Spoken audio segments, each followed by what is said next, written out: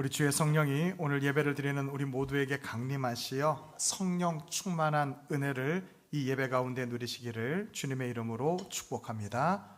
우리 옆에 있는 분들에게 이렇게 인사하십시오. 우리가 조금 전에 인사했던 것과 똑같이 성령 하나님께서 이 예배 가운데 당신과 함께 하십니다. 이렇게 축복해 주십시오. 성령 하나님께서 이 예배 가운데 당신과 함께 하십니다. 아멘. 아멘. 여러분, 한 30년 전에 제가 결혼이라는 걸 했는데요. 25살밖에 안 되는 그 어린 전도사가 결혼을 했으니 참 삶이 얼마나 힘들고 고달팠겠어요. 그때 참 관심이 돈이었어요. 어떻게 하면 이 가난에서 벗어날 수 있을까? 돈. 근데요, 어느 날 새벽에 4시에 새벽 기도를 가기 위해서 집에서 나왔는데 우체통에 10,000원짜리가 꼽혀 있는 거예요. 우와, 너무 신나서 얼른 10,000원짜리를 싹 꺼냈어요. 그리고 옆을 보니까 옆에 우체통에도 10,000원짜리가 있는 거예요. 살펴보니까 그 라인에 12집이 있었는데 12집 우체통마다 다 10,000원짜리가 하나씩 꼽혀 있는 거예요. 새벽 4시 아무도 안 보는데 이거 정말 너무나 큰 하나님이 나에게 주신 복인가 싶어서 얼른 12개를 다 뽑았습니다. 30년 전에. 그리고 돌아서서 너무너무 좋아서 새벽 예배를 가려고 하는데 발바닥에 또 10,000원짜리가 있는 거예요. 너무너무 좋아서 얼른 구풀에서 10,000원짜리를 딱 주웠는데 보니까 광고 전단지였어요. 그 뒤에 광고가 붙어 있고 앞에는 돈이 인쇄되어 있는 광고 전단지였어요. 얼마나 돈 거렸으면 그 광고 전단지가 그 새벽에 돈으로 보였을까? 여러분, 결코 제가 돈 그랬다는 걸 말씀드리려고 하는 게 아니라 관심에 따라서 보는 것이 다르게 보이는 거예요. 우리 2025년 헤브론교회 표가 뭐죠? 기경이에요. 오늘 설교 제목이 뭡니까? 기경이에요. 여러분, 호세아서 10장 12절 말씀을 본문으로 기경이라는 설교를 올해 제가 몇 번째 하고 있을까요? 이게 3번째입니다. 송구 영신 예배 드린 새해 첫 번째 1월 1일 날 제가 설교를 했고요. 1월 첫 번째 주일 1월 5일 날 설교를 했고 이제 오늘 한 거예요. 그러면 한 번만 더 유추해 보시겠습니까?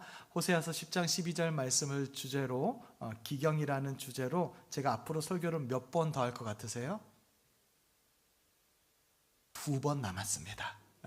분기별로 한 번씩 하려고 그래요. 우리가 표를 정하고 주제를 정했는데 근데 하는 내도록 여기에 관심을 안 두고 신경을 안 쓰고 그리고 오늘 우리 참회에 기도한 것처럼 기경은 죄송해요, 네가 하는 거지 내가 하는 게 아니야. 빨리 너 기경돼서 변화돼. 이런 생각만 하고 있을까 봐 이 기경이 무엇인지를 분기별로, 그래서 1분기, 지금은 2분기, 그 다음에 3분기, 4분기 이렇게 분기별로 기경이라는 주제로 설교를 하려고 합니다. 여러분, 한 해 동안 하나님께서 우리의 마음밭을 그리고 헤브론 교회의 토양을 어떻게 바꾸어 가실까 여러분 기대하시고 여러분들의 마음을 갈아엎을 수 있는 그런 2025년 되시기를 주님의 이름으로 축복합니다.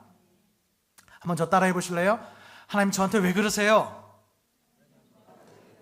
하나님한테 이렇게 하려니까 힘드세요? 한번 큰 소리로 합시다. 하나님 저한테 왜 그러세요? 이렇게 해보신 적 있는 분? 손든 사람이 딱 한 명 있네요. 누구예요? 박대용 목사, 권사님 계시네요.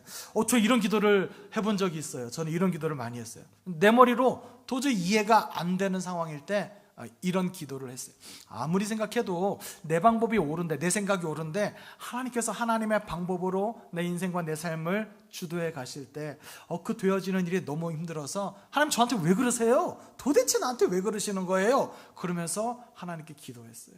특별히 인생의 아주 중요한 시점에 하나님께서 나를 분명히 인도해 가고 계시는데 내가 생각하는 방향은 여기가 아닌데 하나님께서 하나님의 방법으로 하나님의 방향으로 이끌고 갈 때 하나님께 이런 기도를 많이 했어요. 하나님 도대체 나한테 왜 그러시는 거예요? 여러분들, 저도 조금 전에 30년 전에 이제 너무너무 힘들고 어려울 때, 그때는요 정말로 직장을 3군데 4군데 다닌 적도 있었어요. 그 얼마나 사회생활과 교회생활이 이 교집합을 하기가 얼마나 힘들고 어려웠겠어요. 신앙생활과 사회생활이 부딪힐 때가 있어요. 그때 하나님 앞에 그랬어요. 하나님, 도대체 나한테 왜 그러시는 거예요? 마치 폭발하듯이 하나님께 그렇게 기도했던 적이 있어요. 물론 저는 목회자니까 교회 안에서 신앙생활의 FM을 유지하려고 굉장히 노력해요. 그런데도 불구하고 사회생활 속에서 부딪히는 게 굉장히 많아요. 하나님께 물어보죠. 하나님, 사회생활은 그런 게 아니잖아요. 하나님 앞에 따지듯이 물어볼 때가 있어요. 하나님, 제가 하나님 앞에 최선을 다하고 있잖아요. 적어도 그때는 전도사였으니까 전도사로서, 목회자로서 내 부족함 없이 열심을 다하고 있잖아요. 근데 하나님, 지금 나는 사회에 있어요. 나 지금 직장에 있어요. 여기 회사라고요. 여기에 법칙이 있잖아요. 하나님, 제발 좀 그러지 마세요. 제발 좀. 그리고 하나님께 기도한 적이 있어요. 여러분들은 그렇게 기도하신 적이 있나요? 첫 번째 문장이 이겁니다. 인생의 주도권을 누가 쥐고 있습니까?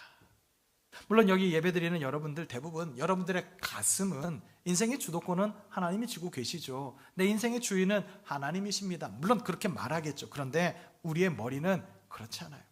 주님, 내 인생의 주인은 분명히 하나님이신 것을 제가 분명히 압니다. 그런데 하나님, 현실은 현실이잖아요.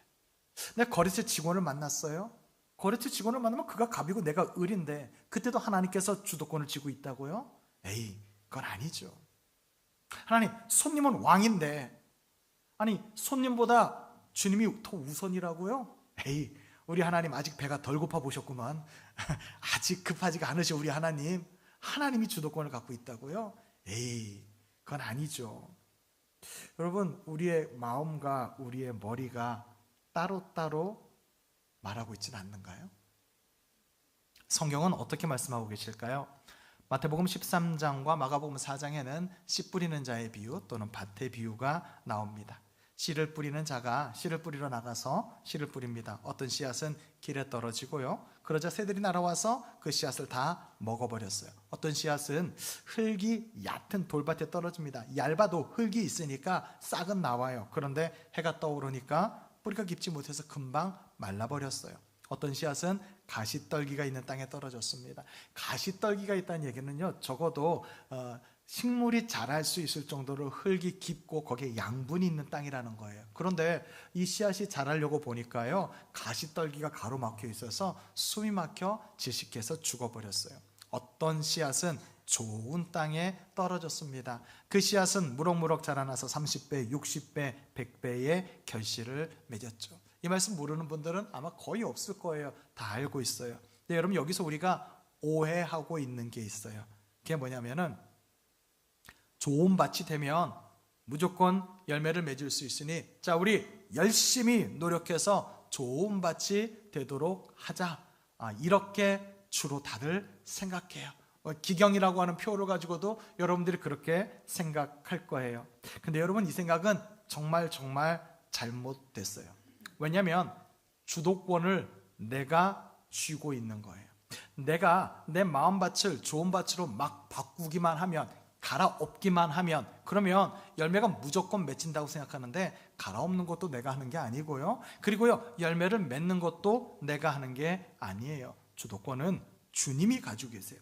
어떤 상황이라도 주도권은 주님이 가지고 계세요. 간단하게 생각해 보세요.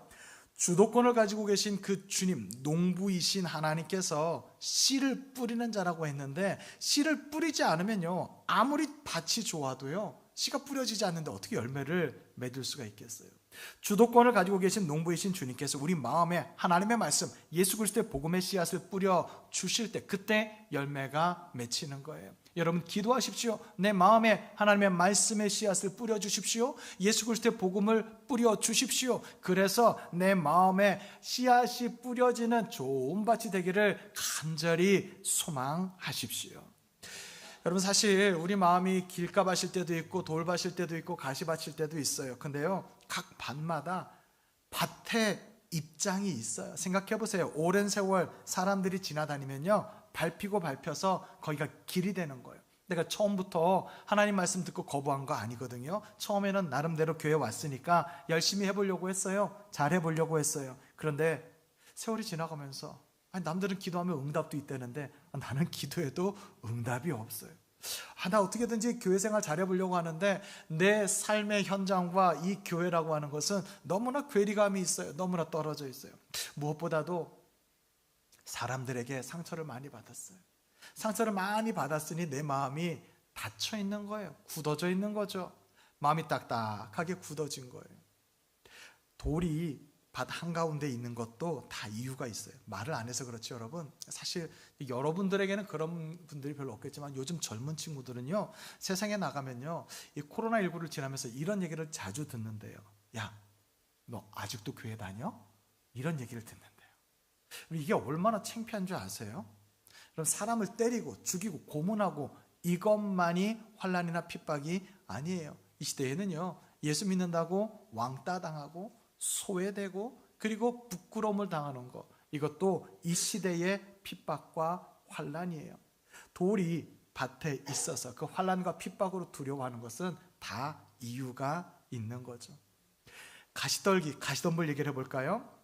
예수님 믿는 거 좋죠. 교회 나오면 좋은 얘기도 듣고 뭐 잘 된다고 얘기도 해주고 또 뭐 축복도 해주고, 때로는 이야기 들어보니까 기도 응답도 일어난다고 하고요. 또 들어보니까 기적도 일어난다고 해요. 교회 다니면 정말 좋긴 좋아요. 근데 그게 모두에게 일어나는 건 아니잖아요. 특별히 나는 잘 경험을 못 하잖아요. 분명한 거는 모든 사람에게 내일은 다가와요. 내일이 다가오는 이 현실 앞에서 내일을 준비하는 것이 지혜로운 사람 아닐까요? 100세 시대라고 하는데 은퇴 후에는 어떻게 살라고요? 열심히 돈을 모아 노후를 대비해야죠. 뭐 돈만 있으면 됩니까? 건강해야죠. 화목한 가족과 함께 노후를 보내야죠. 주말에는 가족들과 함께 나들이도 좀 가고 내 건강을 지키기 위해서 주말에 운동도 좀 하고, 이게 세상의 염려, 재물의 유혹, 기타 욕심, 이거 없는 사람이 세상에 어디 있어요? 다 이유가 있는 거죠. 딱딱하게 굳어진 것도, 핍박이라는 두려움에 말라버리게 하는 돌이 있는 것도, 염려와 유혹과 욕심 때문에 내가 자라날 때 숨을 막히게 하는 가시떨기가 있는 것도 다 이유가 있는 거예요. 여러분 마음에 아마 다 이런 생각이 있을 거예요. 나도 신앙생활 열심히 하고 싶죠. 근데 내 마음에 다 이런 이유가 있는 거예요. 여러분, 이 생각이 우리가 생각하는 합리적인 이유고 우리가 생각하는 정의로운 이유인데요, 여기 한 가지 모순이 있습니다. 이게 뭐냐면 주도권이 내게 있는 거예요. 나도 다 이유가 있다고요. 나도 똑똑하게 생각하는 거라고요. 내 경험을 모르니까 그러는 거죠. 내 상황을 모르니까 그런 말씀하시는 거죠. 여러분, 첫 번째 우리에게 주시는 메시지가 이것입니다. 주도권은 농부에게 있습니다. 농부가 밭을 보고 이 밭이 굳어 있다고, 그래서 파헤치겠다고 농부가 결심하면 그냥 파헤치는 거예요. 나 굳어진 이유가 있어요 라고 밭이 자기 의지를 가지고 기경하는 농부를 거부한다? 그런 일도 있을 수 없지만은 버텨낼 수가 없는 거예요. 돌을 파내겠다고 농부가 결정하면요, 그 돌은 반드시 파내야 돼요. 가시떨기를 씨앗이 자라는데 방해가 되기 때문에 과감하게 뽑아내서 저 밭 한 군데로 가져가서 태워버려야 되겠다, 그냥 둘 수 없다, 농부가 생각하면 그렇게 되는 거예요. 주도권이 농부에게 있는 거예요.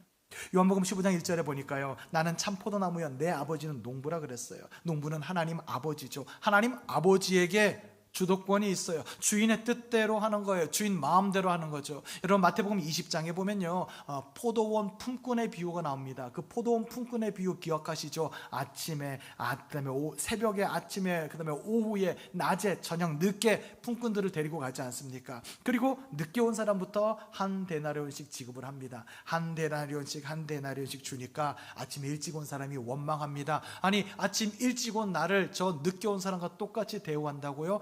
그때 포도원 주인이 이런 말을 합니다. 주인이 그 중에 한 사람에게 대답하여 이르되, 친구여, 내가 너에게 잘못한 것이 없노라. 네가 나와 한 데나리온의 약속을 하지 아니하였느냐? 네 것이나 가지고 가라. 나중 온 이 사람에게 너와 같이 주는 것이 내 뜻이니라.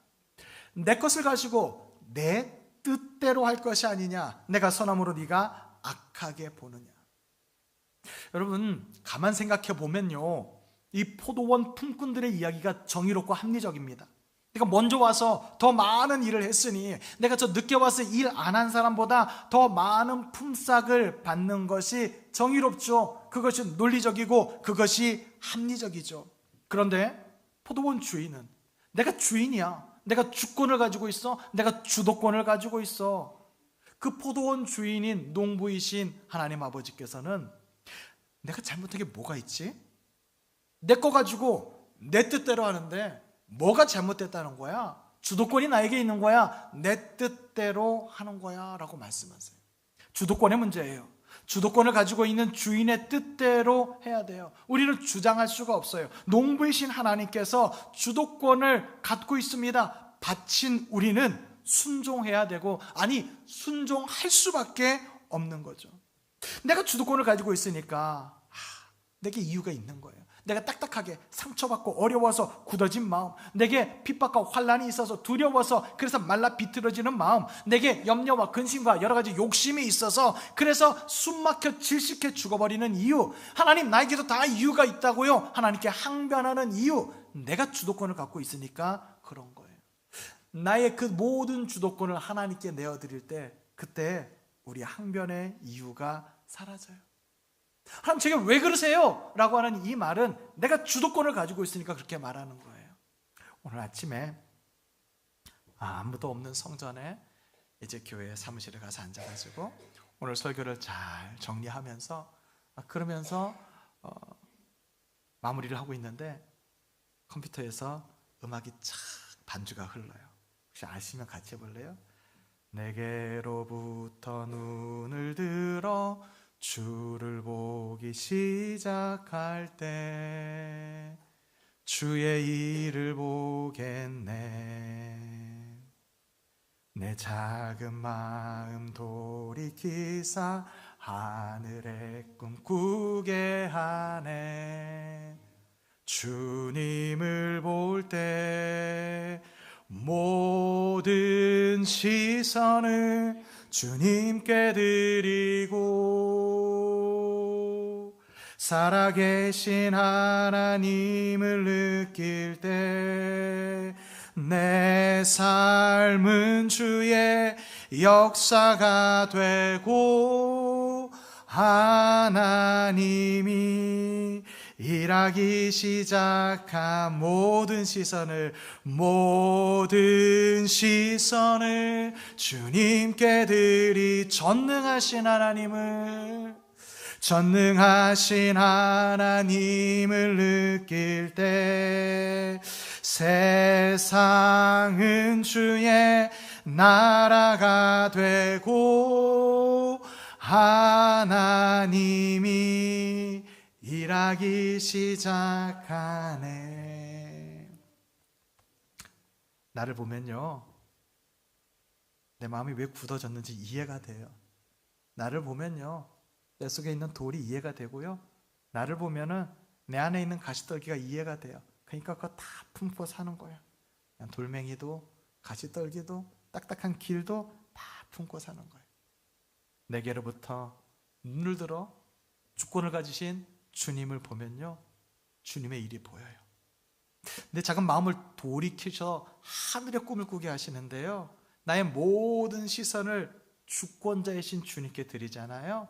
그러면요, 그때 살아계신 하나님, 전능하신 하나님이 느껴지고요, 내 인생, 내 삶이 하나님의 역사가 되는 거예요. 내 삶의 모든 환경, 이 세상이 하나님의 나라가 되는 거예요. 여러분, 내가 받은 상처가 하나님의 뜻을 바꿀 수 없어요. 내가 지금 받고 있는 환난과 핍박이 하나님의 뜻보다 앞설 수 없어요. 세상의 염려, 재물의 유혹, 기타 욕심이 주님의 뜻을 대신할 수 없어요. 주님의 뜻은 내일의 염려는 내일이 하게 하는 것이 주님의 뜻이에요. 염려가 많아요. 이 예배를 드리는 순간에도, 박대웅 목사도 여기 서서 하나님께 예배를 드리고 있는 이 순간에도 여전히 염려가 많아요. 그런데 염려하지 않는 것이 주님의 뜻이에요. 염려하지 말래요. 걱정하지 말래요. 내려놓으래요.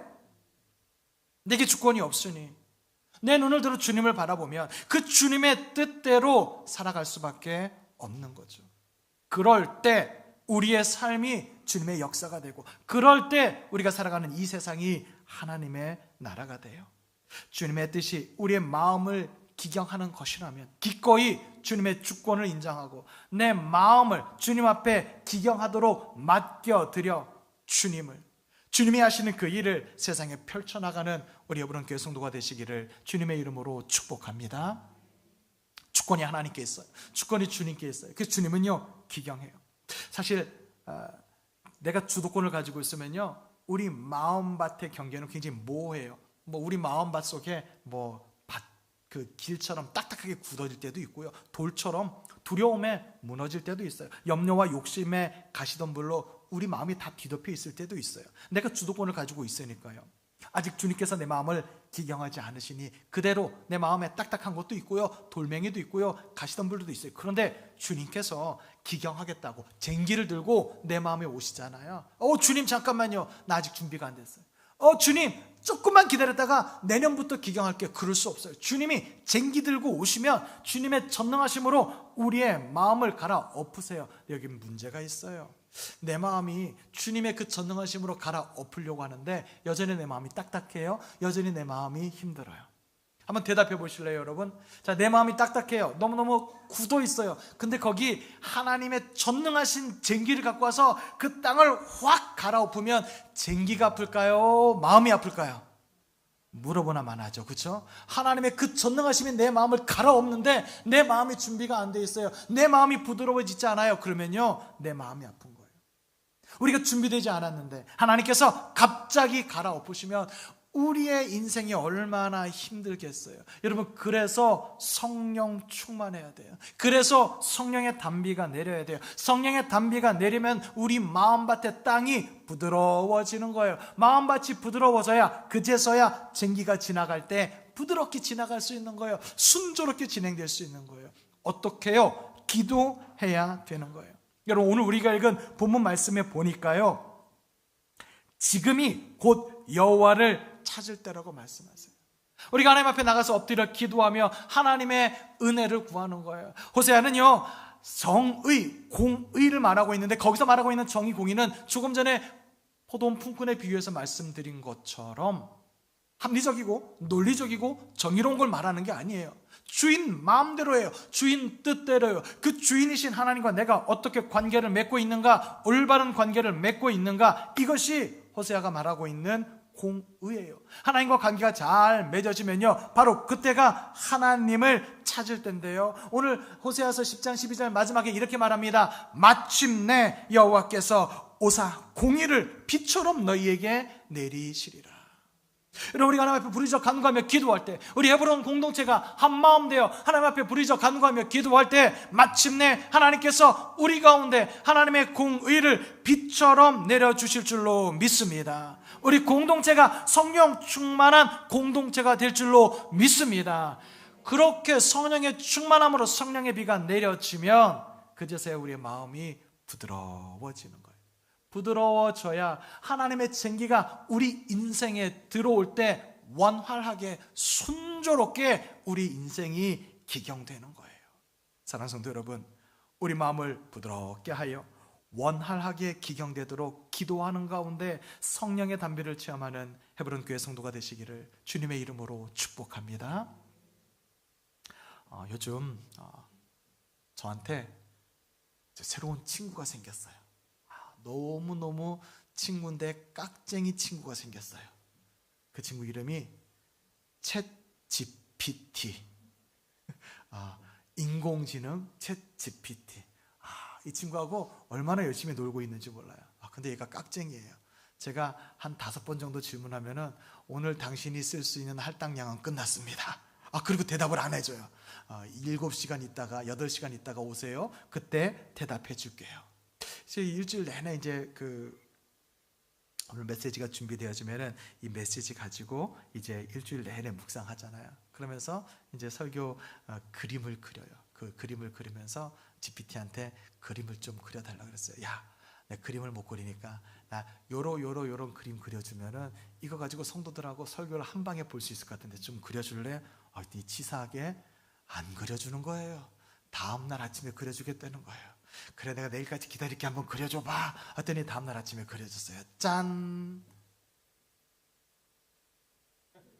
제 얼굴은 아니고 이 그림이 나왔어요. 내리는 비가 보이십니까? 보이세요? 그 비 위에 하늘이 맑은 것도 보이세요? 돌멩이가 막 모이니까 경계석이 생긴 것도 보이세요?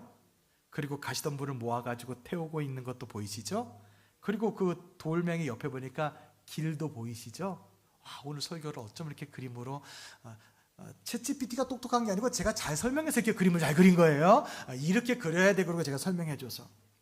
원래 길과 돌밭과 가시떨기밭이 구분이 없어요. 길 옆에 돌이 있고요, 돌 옆에 가시덤불이 있고요. 지천에 깔려 있는 게 돌이고 뭐 지천에 깔려 있는 게 가시덤불이니까요. 근데 이거를 농부가 모아서 경계를 세우는 거예요. 경계를 세우니까 가시덤불을 뽑아서 뭐 경계 밖에서든 안에서든 태워버리는 거죠. 여러분, 이 주도권을 누가 갖고 있냐면 저 쟁기를 들고 있는 농부가 주도권을 갖고 있어요. 우리 신앙생활이 이렇게 모호할 때가 있어요. 삶에 구별이 없을 때가 있어요. 내가 예수 믿는 사람인지 아닌지, 내가 교회 안에서 성도들과 만남에도 불구하고 교회 안에서의 교제 속에서도 하나님의 말씀에 따라 결단하는 교제가 없고 그저 세상 이야기, 세상에서 이러면 이렇고 저러면 저렇다, 세상의 관점에서 이야기하는 아주 모호한 그런 사람들이 많이 있어요. 물론 세상에 나가면 동일하겠죠. 세상에서는 정말 물에 물 탄 듯 술에 술 탄 듯 이 사람이 예수 믿는 사람인지 아닌지도 모르는 그런 사람이 있어요. 여러분, 이분들에게 하나님의 주권적인 개입이 필요해요. 하나님께서 주권적으로 개입해서 우리 마음에 있는 이 모든 것들을 정리하실 필요가 있어요. 그것을 경계를 정해서 만들어 놓으실 필요가 있죠. 돌멩이는 모아서, 그래서 돌멩이의 기준을 만들고요, 길가는 길가대로 만들어 놓고요, 그리고 가시덤불 모아서 불태우는 그 명확한 경계가 필요한 거죠. 경계의 기준은 주권을 가지고 계신 하나님이에요. 주도권이 하나님에게 있는 거예요. 내가 이거 길로 만들고 싶어, 그래서 길로 만드는 게 아니고요, 하나님께서 주도권을 가지고 여기가 길이야, 하나님께서 주도권을 가지고 여기는 돌무더기야, 경계가 되는 거야, 여기서 내가 가시덤불을 태울 거야. 하나님께서 하시겠다고 할 때 기꺼이 자신을 내어드리고 순종할 때 그 마음밭이 좋은 옥토가 되는 거예요. 좋은 밭이 되는 것 그 자체가 사실은 내가 노력해서 되는 게 아니에요. 내가 열심히 수련하고 내가 열심히 돛 닦고 내가 열심히 참선해서 좋은 밭이 된다? 아니요. 농부가 내 마음에 경계를 정해 놓으시고 필요 없는 것들을 뽑아내시고 불태워 버리고 만들어 내셔야 그때 좋은 밭이 되는 거예요. 사랑하는 헤브론 교회 성도 여러분, 여러분의 인생의 주권이 하나님께 있습니까? 정말 여러분의 인생의 주권이 하나님께 있습니까? 여러분, 그렇다면 지금 여러분의 모든 상황 속에서 기뻐하십시오. 기뻐 찬양하십시오. 여러분의 모든 상황 가운데 부르짖어 기도하십시오. 진실된 예배자의 삶을 사시기 바랍니다. 이 시대는요, 자기가 주인이 되어서 주도권을 자기가 가지고 내가 하나님으로부터 무엇을 얻을 수 있을까 혈안이 되어 있는 시대예요. 이런 시대 한가운데 우리 헤브론 교회만큼은 주님의 기쁨 되시기를 축복합니다. 주님이 찾으시는 그 예배자, 세상 어디에도 발견할 수 없는 바로 그 예배자, 하나님께 기도하고 하나님을 찬양하고 하나님의 음성을 듣고 우리의 모든 시선을 하나님께 내어드리는 성령 충만한 예배자가 되게 해달라고 여러분의 입술에서 기도가 넘쳐나시기를 축복합니다. 이렇게 하나님과의 올바른 관계 가운데 우리의 마음이 기경될 때 하나님께서 우리 기경된 이 좋은 밭에 예배의 씨앗을 뿌리고요, 찬양의 씨앗을 뿌리고요, 말씀의 씨앗을 뿌리고 전도의 씨앗을 뿌리고 기도의 씨앗을 뿌려서 뜨겁게 불타오르게 하세요. 그제서야 우리가 열매 맺는 하나님의 땅이 될 줄로 믿습니다. 하나님 앞에 순종하십시오. 하나님께 당신의 인생을 맡기십시오. 어디로 이끄시든지 주님께 당신의 인생을 의탁하십시오. 그것이 기쁨이 될 것입니다. 기쁨이 될 것이에요. 쉘 실버스타인이라고 하는 사람이 쓴 책이 있어요. 아낌없이 주는 나무. 안 읽어본 사람이 거의 없을 거예요. 한 나무가 있었습니다. 이 나무는 한 소년을 사랑했습니다. 나무는 사랑하는 소년을 위해서 놀이터가 되어주기도 하고 또 그 소년이 탈 수 있는 그네의 틀이 되어주기도 하고 필요하면 자기의 열매를 다 주기도 합니다. 심지어 자기의 모든 나뭇가지를 잘라서 이 소년의 집을 만들어주기도 하고요. 몸통밖에 남지 않았는데 그 몸통을 잘라서 배가 되어주기도 합니다.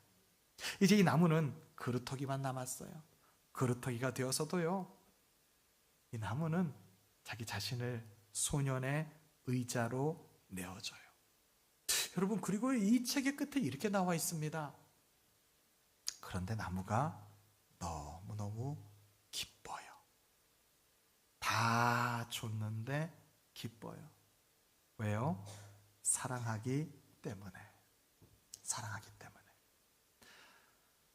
제 책상에 가면요, 2025년도 이제 그 행사를 위해서 각 월별로 제가 손으로 수기로 쓰는 2025년 계획표가 있어요. 그 계획표에 인쇄되어져 있는 글씨가 고린도전서 13장 5절 말씀이에요.